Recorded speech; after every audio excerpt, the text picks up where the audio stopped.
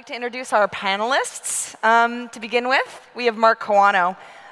Mark is the CEO and co-founder of Storehouse, maker of the visual storytelling app that's won Apple's 2014 Design Awards. Previously, Kawano held design leadership at Frog, Adobe, and most recently Apple, where he served as user experience evangelist and was responsible for designing apps such as Aperture and iPhoto. Next up is Tyson Evans. Tyson is an editor on the newsroom strategy team at the New York Times. Previously, he was the deputy editor of the Times Interactive News Desk, working with a team of developers to build data-driven web apps on deadline. He is also an adjunct professor at Columbia University's Graduate School of Journalism. Next up is Dustin Senos. Dustin currently works at Medium as the head of design. He's passionate about creating rewarding interactions between humans and technology through prototyping, quick iterations, and empathizing with users. Mike Renaud is the creative director for Pitchfork. He leads a team that designs the website in addition to their 2 festivals in Paris and Chicago, their venture into film called The Dissolve, and most recently a quarterly print publication, the Pitchfork Review. These endeavors have received many Webby Awards, the 2013 National Magazine Award for Digital Excellence, and a spot for Michael on Ad Age's Creativity 50 list. And last but not least, we have Michael Lomans. He's a product designer at Facebook. Previously, Michael was at Instagram for 3 years. His work ranges from design to prototyping to actually writing code that ships. Originally hailing from the Netherlands, he now lives in San Francisco, where he enjoys exploring and photographing the city and beyond. So with that, let's get into it. So visual storytelling, extremely buzzy words. Let's define it. First off, how do you individually define visual storytelling for the specific products that you work on? And really, why are your products visual storytelling products? Let's start with Michael. I think visual storytelling is like the nonverbal way to enhance whatever text is around it. And within Instagram, like Instagram is inherently a communication product, but the medium that we use is like square photos. And this really just enhances like the photo is the key element that captures you, but the text around it is actually like the context of that photo. So the visual aspect just enhances the platform. And by being visual first, that works really well. Yeah, you're right. It's a buzzy word. I'm not sure exactly how to define that now because there's always been visual storytelling. So, I mean, I think for us, we actually look to the past a lot more than we do to the future in some ways. You know, it's really nice to have technologies where we can use big photos and lots of illustrations and everything. But when it comes down to it, it's just an opportunity now to be able to tell those kind of stories on the web the way we have been in a lot of other mediums in the past. So, great. Yeah, for us at Medium, we kind of look at visual storytelling as a way of letting people share their thoughts and ideas and building tools and a platform for letting them kind of take advantage of modern technology with video embeds, pictures, like modern typefaces, and just putting a lot of pressure, or not pressure, putting a lot of weight on like presentation of the content. Yeah. And I would say at the Times, it's just an aspect of kind of our larger journalistic mission. So the idea of visualizing the news, you know, is baked into something that's like inherently visual, like a huge narrative story like Snowfall or something, but also a part of things that are less obviously visual. So a push alert or election results tonight. Like, what is the story of these other types of ways of conveying the news? Pretty good definitions of visual storytelling. At Storehouse, it's pretty similar. It's just how to communicate a lot of information in using images, so photos, videos, graphics. Whether it's something of where you are, what you're seeing, using those types of media rather than just text or words to communicate that information. Great. I want to take a moment just to click through and also showcase some of the products that you guys specifically are working on. Storehouse for Mark, New York Times, cross-platform, Medium for Dustin, Mike on the Pitchfork Review, among multiple other products, and Instagram. So to talk a little more about kind of quality, curation, social, these kind of aspects of visual storytelling, is really good design on a lot of these products, which you all work on very well-designed platforms, potentially hiding bad content? Dustin, I want to kind of start with you. Medium is a beautifully designed platform. Do you think it's making bad content inconspicuous to some degree? We talk about that a lot internally, and kind of our take is, what is bad content? Just because I don't particularly enjoy something that someone has written, it doesn't mean it's bad. We try to not choose what is good, and we try to not design in a way that makes bad content look good, because if you want to tell a story, you want to share an idea, we don't want the interface to try to like push you in one direction or like bait and switch you, that it's like, oh, this story looks fantastic, but the content's actually horrible. We don't have an opinion on that. We try to like be agnostic to the actual content being made on our platform. So we just try to elevate the content that you create and just try to put like our design chops towards something that people otherwise couldn't do on their own. And as far as what's actually the type of content, we try not to say what's good or bad. Yeah, I mean, it's obviously a trendy term again, but I think that design has gotten in the way a lot of, even if the story's bad, I think the fact that people are trying to kind of go down this road a lot, it's sort of gotten in the way of what you're trying to read, right? And it's distracting in a lot of ways. So I think it's important for all of us to sort of keep that in mind and keep ourselves in check in terms of not trying to get too far ahead of ourselves. And I don't know, designers a lot of times have a tendency to want to show themselves off more than the content. So I think that could be a problem. But the reason we started doing it in the first place was because we were doing these huge features. We were spending a lot of money on sending people out to do interviews, and we were really proud of how we did. And then, they'd be gone in 3 days. They'd be down on the homepage. People would stop tweeting about them, and it was, kind of frustrating for us. So on our end, we kind of wanted to sort of bring more attention to these things, just because we thought they were more impactful than just, the regular old thing. Yeah. And even this concept of not even sort of hiding bad content, but kind of design, potentially a fine line between kind of superfluous design in kind of more bigger experience, such as the Pitchfork cover stories or even kind of the New York Times Snowfall. There's been obviously a lot of talk about kind of the design, the code, the implementation, potentially covering up or not allowing people to actually read the content. Tyson, I don't know if you want to address this concept of maybe that's part of the storytelling experience at this point. Yeah, I mean, I think there's a couple things at work there. The first that I think we all face the same challenge of what signals can we convey to readers to say that this is worth your attention? And then it's this kind of constant battle to keep their attention throughout that process. I mean, whether that's a narrative story, an interactive story, a reader-driven story, like we all face the same challenge of what levers are we going to pull that both signal right off the bat that this is something to invest your time and energy into, but also maybe participate with. I mean, that's that kind of second piece of a lot of our projects, I think, right now, which is saying, like, here's a front door that tells you a story that's, something worth your attention. But take us, I think the last Sunday magazine of the Times every year is this kind of beautiful tribute to the lives that we lost over the year. Beautiful obituaries, beautiful photos, beautiful remembrances, and we use that as a kind of an open door to ask people to share their memories back with us, and then we present those back kind of at the same stage with the same level of editing and care and thoughtfulness to photo editing and written editing. So I think it ends up kind of being this two-way street where you're trying to create enough signals up front, but also create these kind of opportunities for the unexpected to happen. Yeah, I mean, I think it starts with defining what design is. I think, there's two aspects of it. There's the visual side and some of the animations that we're starting to see in modern software. But then there's also the design of how something works. And, what we've tried to really strive for at Storehouse is not really the content is what you're looking at. We've tried to remove almost all Chrome from our interface and really just putting that content on display.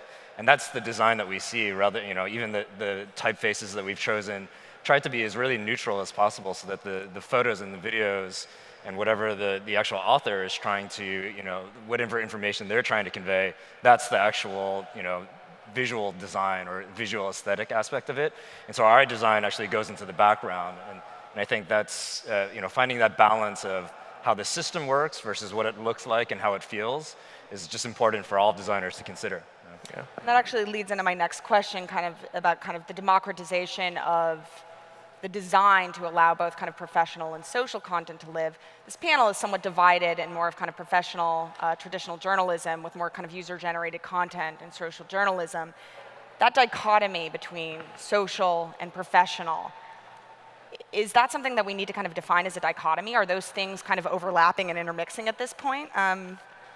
Tyson, do you want to kind of talk about specifically for the New York Times? I mean, yeah, I mean, it's totally shifting. I mean, today versus 6 years ago at the Times, like users are way more woven into the fabric of the report. I mean, our kind of value as a brand is very much our editing and our judgment and our kind of like ordering of the world, but we're finding that readers are obviously kind of front line in that system. So you take something like this huge series we've done for the last year about the cost of healthcare in the US and how medical procedures here can be exponentially larger in cost and time and complications than they are around the world. And that's a series that was almost entirely driven by reader sourcing. So readers sharing their stories in kind of a really structured way. So that was a design challenge in the sense that you don't want just a empty text box at the bottom of an article. It was kind of throughout the story, we wove in prompts to say, how old are you? Are you insured? Have you had a pregnancy? What was the cost of your pregnancy? Where do you live? And so you have this really kind of rich way of dividing and filtering the comments on a story like that one, make it a reading experience for someone else to kind of find their story in the kind of cacophony of all these other stories, but also let the reporter then use that as the kind of foundation for their next piece of the series. And Michael, I mean, for a product like Instagram, it's interesting because you do have obviously an incredible social presence. That's kind of the primary focus of what Instagram is, but you also are seeing professional photojournalists and photographers kind of using that platform for money-making means.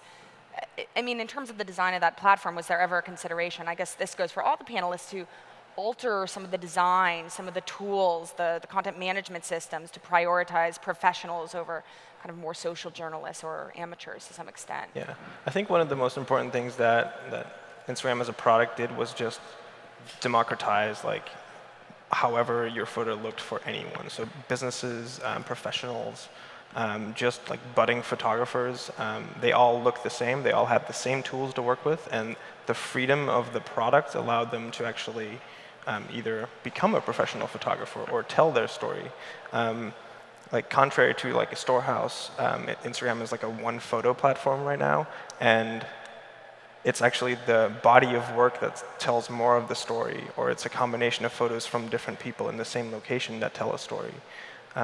Just by the simplicity of the product, we kind of leave it the level playing field, and everyone gets to do with it what they want. So we, as I said before, we have like the professional photographers now that started as amateurs or just enthusiasts, and they now have a platform and a voice that businesses and companies are trying to like chime in on, like large companies like Ford and like other companies. They're just trying to like chime in on their user base and like their presence and their voice.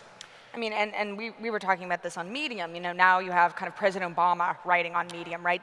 Do you sort of specialize tools for him or allow him a greater particular presence because of the nature of who he is? And how do you, from a design perspective, how do you kind of balance those two things? Yeah, so at Medium, we have internal publications, and we work with people like President Obama in the White House, and we kind of use them to help us as designers and the company learn how a publication would actually want to use the tools.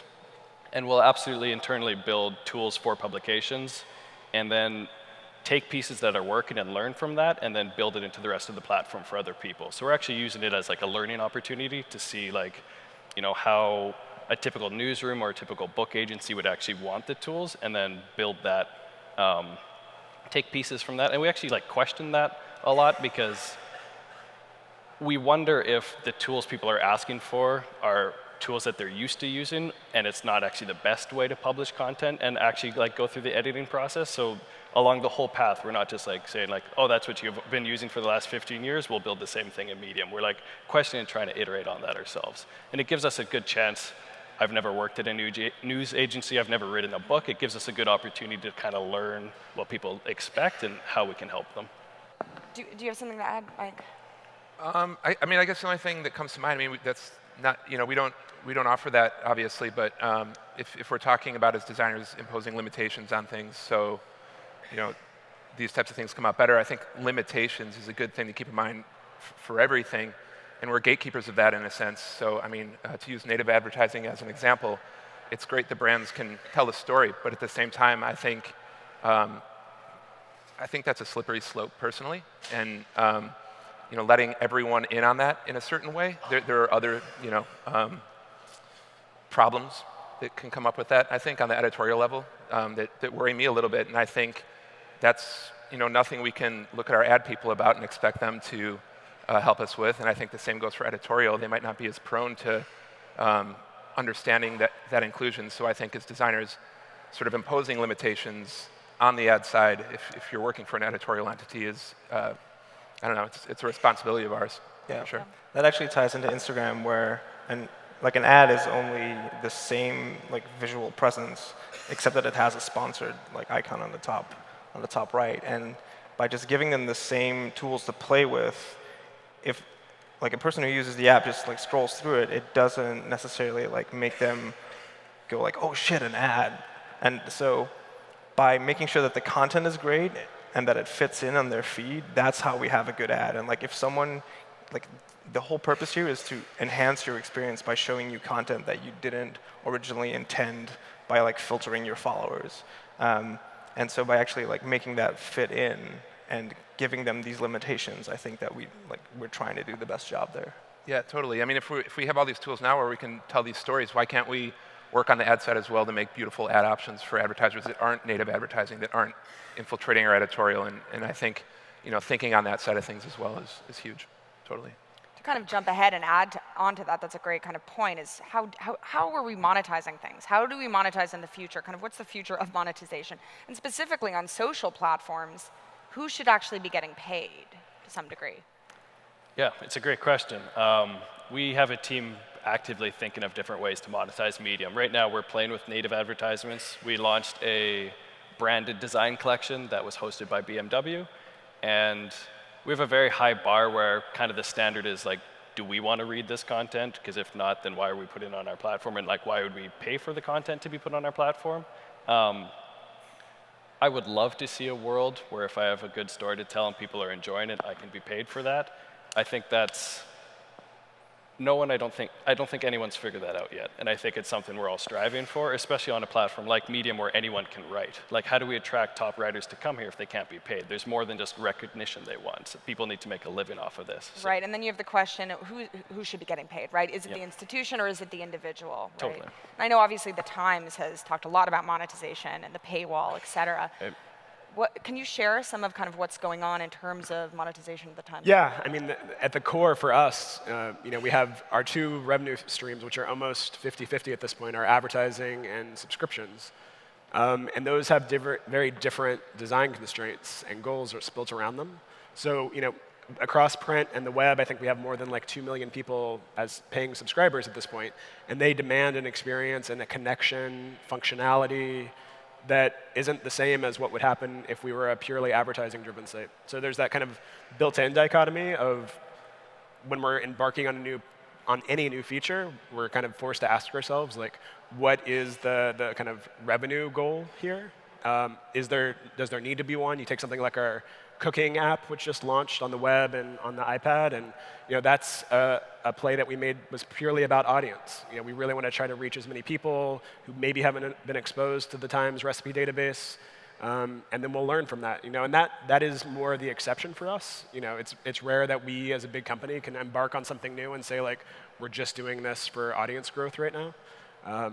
So the short answer is it's unclear and it's shifting. And no, I don't think anyone would have thought we would have been 50% subscriber supported by this point. And so who knows what 5 or 10 years will bring.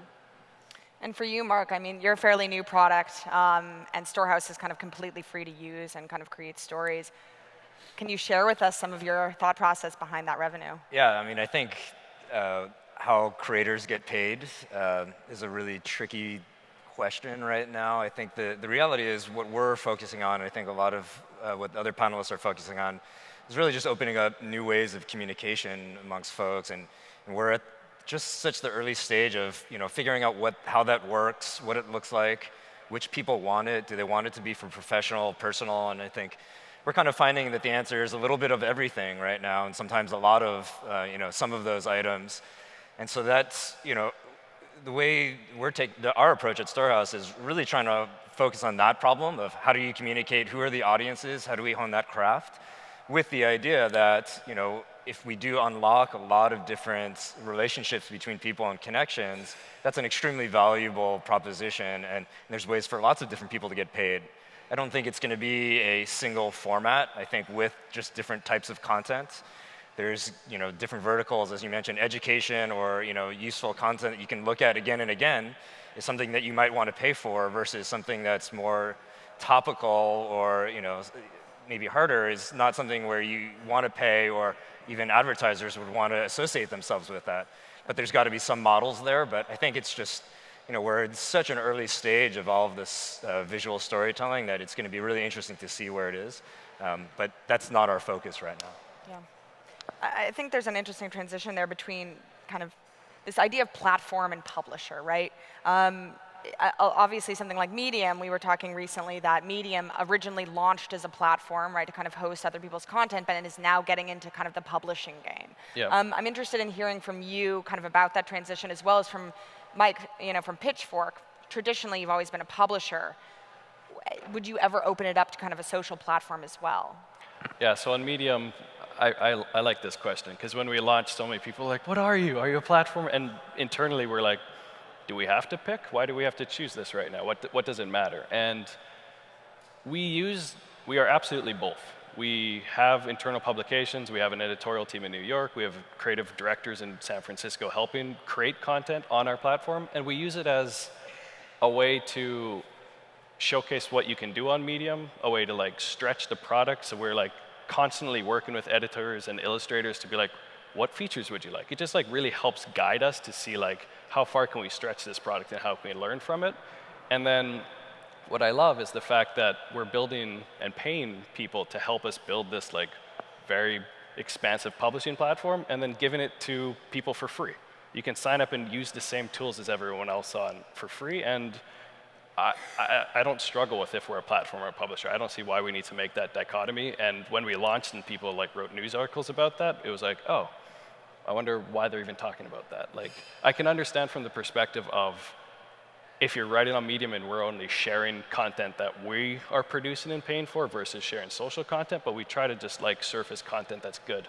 And by adding our social layer, it's mostly driven by your social graph now. So, what do you think, Mike, from your perspective? We on our side, discovering music on the web is mostly a bit about aggregation, right? And finding music through different modes of social. And for us, we've always thought of ourselves more as a filter. So just having an editorial voice that people kind of, they have an expectation when they come to the site. And we've never had comments on the site either. So part of that for us has been, let's keep it in-house and let's keep it ourselves. But with that said, some of the, what you're doing is really inspiring. And I think there's other ways down the line where those things could be incorporated because our fans are a huge part of what we do. Obviously, we have the music festival, and it's a good way for us to connect with those people individually and in person. So, it's never anything that's out of the question, but traditionally for us, we've always thought of it as just being a very traditional editorial entity. Yeah. I think there's a brand question in this, right? We were talking about for Instagram, what is the brand of Instagram per se when it really isn't Instagram's content? I'm curious kind of what you think of that, Michael, in terms of how does kind of brand relate to this idea of simply being a platform or being sort of a hybrid publisher/platform? Yeah, I think that Instagram very early on got a blog and used that to start highlighting important accounts or accounts that we thought were very interesting to follow. That was kind of very early stage, and it's still one of the things that we are currently just exploring, and the body of work only becomes bigger.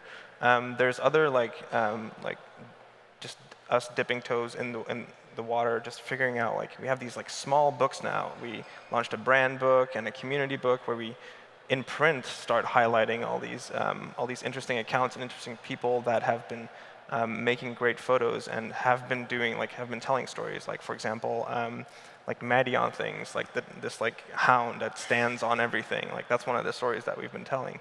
I think we're trying, Instagram as a company is trying to figure out where it fits in and actually publishing its own content and having its own voice. There is an editor-in-chief on the team now, but that's all very early stages. And I think like in the next year and next 2 years, we're going to see something very interesting happen there. Yeah. Tyson, do you think the Times will open up and kind of become more of a platform?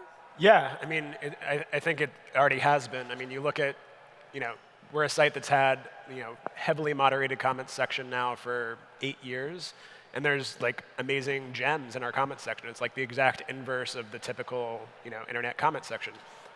But it still feels secondary. It still feels reactionary to us as a publisher. So like one of the big projects we're working on this year is we're working with the Washington Post and the Knight Foundation and trying to, kind of flip that model a little bit and put readers a little bit more at the forefront of that interaction. We've definitely done it in, kind of sporadic one-off. Like on the anniversary of 9/11, we asked readers to, drop a pin on a map and tell us where they were 10 years prior. Or, and there's kind of a whole collection of stories like that. The thing we haven't done that I'm so jealous of everyone else up here having figured out is how to create that as just the rhythm and expectation of the site. And that's where we're way more a publisher than we are a platform. Yeah.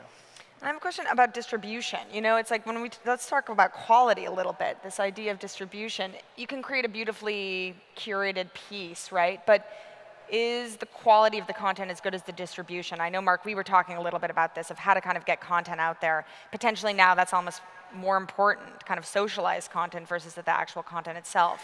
Almost back to this idea of kind of beautiful design covering bad content.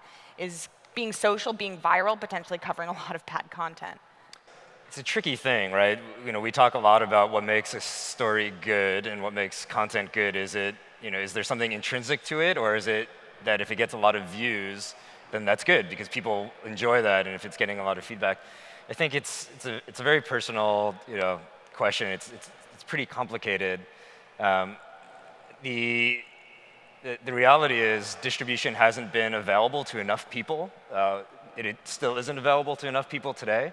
And the creation tools aren't there. And I think we all, as we think about professional versus social content, one of the great things that's happened with the internet is there's been ways now for people to get, whatever their story is, wherever they may be, if they have an internet connection, to convey that to a whole bunch of people. And we want to make that, more elegant and easier. But we have such a far way to go as far as just distribution of information amongst people, and it's still very highly concentrated amongst a very select few people in this world. And I think that's part of what we're all focusing on here. So. Yeah, and at Medium, we noticed that a lot of people write a draft but never click publish, and they're fearful of the distribution side because storytelling is such a personal thing. It's hard to write. It's hard to open yourself up like that. And it's something we think a lot about with, is it the audience? Is it really who you're writing for? Is that the distribution channel that makes it easier? Will you be more likely to write if you know I'm writing to 6 people versus just putting it on the internet for everyone to read and judge your words? And Mike, for you, I mean, obviously distribution, you have festivals, there's a print publication, there's a digital. Do you find that this really kind of increases kind of the knowledge of Pitchfork to some degree? Yeah, sure. That definitely helps people be aware of the brand, and it helps people understand what we're trying to do. On the editorial side, on the website, we try really hard to not go to Listicle and BuzzFeed and everything when it comes to distribution, because we're just trying to put good things out there in the world. So, our print magazine is an example of that. It's something that I think hopefully enhances the brand, helps people understand where we're coming from. We write a lot more about older music and have great photography and comics and those types of things. From there is where we expect to hopefully find success. But we don't ever want to cannibalize our own editorial efforts by putting things out there just to drive up the likes on Facebook or whatever. And then one last point on distribution from the Times perspective. So the innovation report came out, leaked to some degree. And there was an interesting point in there that basically said, although we must always polish our journalism, we can have some rough edges around the ways that we're reaching sort of new audiences. Right. Can you kind of talk about what does that mean? Well, I mean, I think there was also a line in the report, which I didn't work on, so I can be fully critical of. But actually, in support of, is this idea that the traditional publisher model is you hit publish and then your job is done. That's when you've finished your work for the day, which is, we now know, totally false. And most of the real reach of what's going to happen is what happens after you hit publish. So one of our biggest initiatives right now is this idea of like, how do we reach the audience that we think is actually interested in this work? There was a video we had, I think last month, which was this incredible video interview with like the sole survivor of a massacre from ISIS, and it was heart-wrenching, it was brutal, and we realized like that's the material that we have to spend the most amount of time trying to find a natural audience for. So we translated it into Arabic. We published it in the morning in the Middle East. We tried to find distribution partners and amplifiers in a way that we don't always do. So I think those are the levers that we're trying to find smarter ways to use, and that is very much the inverse of how we used to operate. So I want to talk a little bit about kind of the dichotomy that you've all heard because you work in kind of storytelling products, long form versus short form. Firstly, should this dichotomy, is this sort of an antiquated phrase to some extent? And also just in general, really, is something like a single photo on Instagram as powerful as a full piece on Storehouse? I want to talk about this dichotomy. Yeah, I think the execution of the story is just based on like what the content of the story is. So like if within one photo you can show this like bomb that went off in Syria, like early on in Instagram's life, like we found this guy named Syrian Developer, and he was on the ground as one of the few people taking photos in Syria. Like that one photo was iconic and eventually got so much distribution that it became a story in itself, and other outlets try to like find context to it. Having specifically a larger article around that originally from the Instagram platform, I don't think would have worked as well, because that was a in the moment, right now experience that needed to get into the world as fast as possible. Now, on the other hand, if you want to give context to that, I think a platform like Storehouse or The Times or Medium would be perfect to actually do that. But you need those very strong, it's kind of a story within a larger story, right? So you need those strong elements. So I think it's a combination of many different things. Just as a person shares differently to Facebook than they share to Instagram, that they tweet, or that they would write an article on Medium. And Mark, for you, is that a silly phrase? We were talking about this. Yeah, I think it's up to the creator to kind of decide how they want to communicate their information. And sometimes I wish there were more, people would take out more photos from some of their Storehouse stories when I look at them. And when I look at Instagram, I often wish I could see a lot more than just a single photo. And I think the gap that we're trying to fill is, there's just not enough easy tools for people to use for those different use cases right now. But it really depends on the information, on the platform, again, who you're talking to, the audience. But I think, the average consumer, they don't think about long form, short form. They, was this useful, helpful, entertaining, funny? So it's really just about the content. And I'll say, I think the idea that there's a canonical form for a given story anymore is totally discarded at this point. Really good stories have to exist in somewhere between 2 and 6 forms at this point, right? There's the Facebook version of the story, there's the Twitter version of the story, there's the phone version while you're on the run, and and that's not often how we think of as content creators, that this really compelling story needs to exist in very alternative ways, kind of based on the context of the user that encounters it.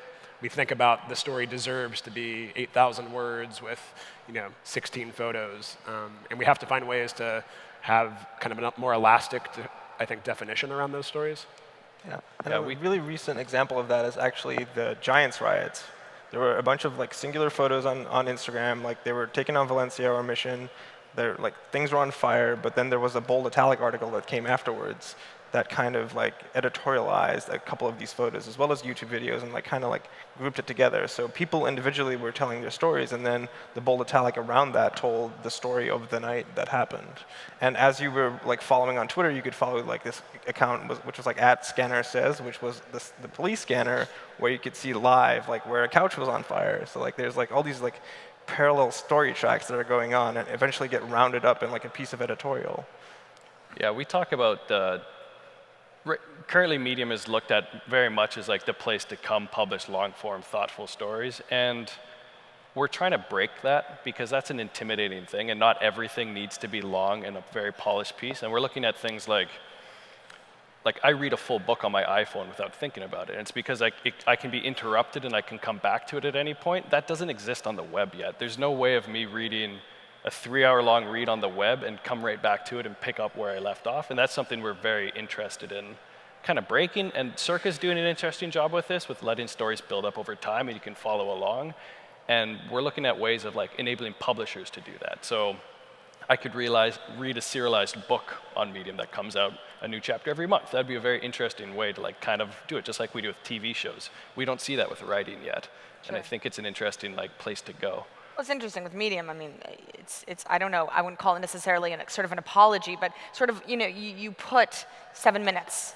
This is how long the story is going to take. This is how long that we are going to consume your time. What was kind of the original intention behind that? To almost apologize for being long form, or what? Yeah. We're currently like, we have a A/B test right now showing that and not showing that, and there's like, on one hand it's fantastic because you know what you're signing up for. On the other hand, if I see a 40-minute read on my iPhone, I'm not going to click on it. So it's like kind of setting the stage for the content you're going to click into, but it can also be like, if you didn't know it's 40 minutes and you click on it and you're completely engulfed in it and you're 10 minutes in, you've lost track of time, that's fantastic versus seeing like, oh, I don't have 40 minutes right now. Sure. So metrics went up when we put that there. It's a very curious thing. It was a very simple algorithm that we used to calculate that number, and we continue to try to figure out if it's actually a good thing to show. Yeah. We continuously hear from users that they love seeing it. Interesting. I think it's important to also talk about what we think the story is. Yeah. Right? I think that rather than the long form, short form distinction, I think some of us that are working on the platform side are realizing that a lot of the story, there's a story structure, whether it's a photo or a Medium post or a Storehouse story. They're really just participating in a larger conversation where the story's been created. The Giants winning the World Series is the story, and now I'm just participating in that conversation, maybe through my own story, my own perspective. But it's that participation and what is the real thing? What is the real story? How can I get involved with it? And I think how that line is getting blurred is also really interesting with kind of these user-generated content tools that we now have.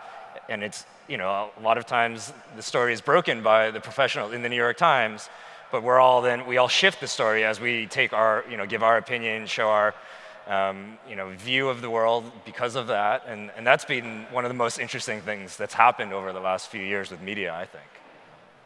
Yeah, I want to talk a little bit also about kind of technology in terms of how that sort of changed the way that we're storytelling. Obviously, storytelling, long tradition, but are there things that are happening really contemporarily that are altering the way that storytelling is being told and changed and altered? Totally. Bandwidth continuously going up, larger phone screens, high resolution. The fact that we can serve beautiful typefaces now on the web is just like, has really opened up the doors recently for us to just like really raise the ceiling of what can be published. How are you guys seeing that video is being used? Mark, I mean, it was interesting when we were talking originally about Storehouse, how people are using video in kind of a different way from traditionally specifically watching a video. Why do you think that's happening? I mean, I think it's a lot just what mobile has done and what it's just made us all have to be a little bit more efficient about how we consume information, about how we want to share information. And I think video is just one of the most efficient ways to give a window into what's going on. And it's different, very different from a photo where you're choosing the cropping and the filtering and all of that. Video is much rawer unless you kind of edit it down, which is not the typical type of video that people put into Storehouse. And I think it's really fascinating to see all these different use cases. You can describe it one way, or you could just watch someone do it, or watch something that's happening. And that's kind of the way our brains are processed, right? As being animals, we can, just deal with that much more cognitive load when it's visual. Tyson, in terms of technology at the Times, has it been hard to kind of push through? It's a fairly old institution to instigate that sort of change on the digital side. Yeah, I mean, some of our biggest challenges aren't the reader-facing experience, they're the internal tool set. How can we tell really complicated stories in a more granular way? Is the 800-word story the go-to story form? Probably not, but that's what our tools are shaped toward. And that's why tools like Medium are fascinating, because you're taking apart this idea that this is going to get translated. You're just working right and kind of on the live site. And those are huge questions we have now when it comes to aggregation, live events, really complicated long-running events like the war in Syria. Like, how do we break those down and create tools that help piece smaller pieces back together and maybe are even aware of what you read, what you haven't read, where you came from? Those are all technology problems, and it's one of the biggest reasons we've now got way more developers and designers like sitting next to journalists, editors, reporters. Mike, from the Pitchfork side, I mean, you guys, we were talking, you guys can really kind of, you have a small team, but you iterate and kind of play with new kind of technologies and ways of presentation really quickly and get a lot of the cover stories out. Why has that been enabled? Why is that so easy to do in a place like Pitchfork? I don't know. I mean, I think it's because we're pretty nimble. We are a small team. There are 4 developers, and including myself, 4 designers. So we do the festival, all the sites, the print magazine. We have our own CMS. Actually, our website is probably the thing we forget about most of the time. We haven't designed it in 4 years. But it's definitely like we kind of work as we go, what inspires us, what's coming up next. And we all just really love what we do, and we love music. So it's mostly our passions that drive what we do. And I think because there's not a huge bureaucracy or we would love more developers, but at the same time, it's really easy to like kind of communicate with us and just get things done as we go. From an Instagram perspective, what do you think? How do you think video has fared on Instagram as a platform? I mean, we were talking about this a little bit in terms of why hasn't it become sort of as successful as sort of the photo? Yeah, the medium of video is really hard. Actually, like lining up a shot, and it's really easy to like mess it up. Like there's like a pan or like a little twitch in it, and then like if you have some level of self-curation, you won't post it. There's obviously still technological constraints. We have very like fast like broadband mobile internet connections, but they're still not fast enough. And like people tend to just like go past it and then really have to like swipe down and then realize, oh, that was a video, and then go back up, which is why I think like consuming video is still not like as optimal as we'd want it to be. And then there's also like the storytelling aspect of it. Like it's really hard to tell a story with like 1, 2, 3 like cuts. It's really way more easier to let the reader or like the consumer of the story look at a photo and kind of fill in the blanks there. Whereas in a video, you kind of like constrain like their story that they would come up with like down. Because the story itself, there's obviously the story that you tell, but then there's also the story that gets consumed, which is there's a big difference there. So I just kind of want to end. We only have a few minutes left to talk about the future of storytelling, right? I'm curious to hear what kind of your products are doing that's really kind of pushing the envelope in an interesting way. And what do you see in the future for your particular products? But specifically also in design. What are you doing from a design perspective that's really pushing storytelling? Yeah, so we joke around that like the original form of storytelling was scrolls, then we did bookbinding, and now we went back to scrolling browsers again. We kind of went all the way back to the beginning. And if you look at things like games, like checkers versus the modern video games, the leap is ginormous. Like, why hasn't that happened with telling stories online, or just telling stories in general? I see a future that stories are much more immersive, much more elaborate, and they don't take a whole bunch of work to create them. You can just like tell a story, and the tools are there to really help you push that. Internally, we are just a bunch of scrappy builders. We just love building stuff. We're continuously exploring different directions. And the version of Medium we use internally is very different than the external version because we try different prototypes and experiments constantly. We're constantly building small apps and just exploring.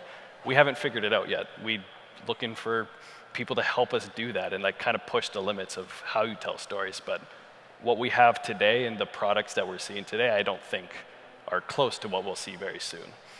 What is the Times going to do? Is it going to change sort of the journalistic model? Yeah, I mean, I think the big question is what I was speaking to earlier, is like this idea of adaptive storytelling. Like we need to find ways to shape stories, the news, to readers.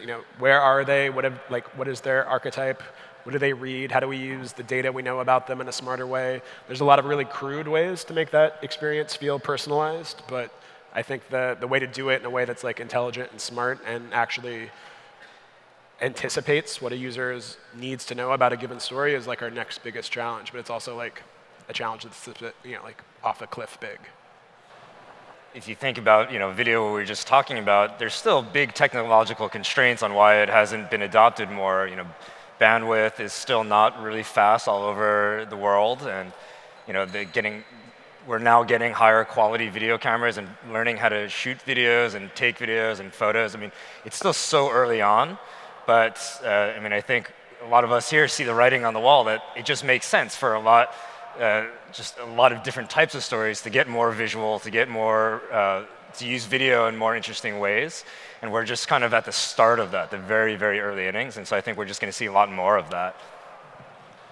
I think that one of the things that we will probably see going forward is that there will be this this thread that will be the basic story, and then everything else that is only tangentially related to it will start getting access to. Originally, obviously, the internet was designed to be a link between documents. So how can we start linking this central story to all these sub-stories and go out? I think Medium has a nice feature there where you can comment in line, and you can actually have a whole discussion or conversation next to a paragraph or next to a sentence.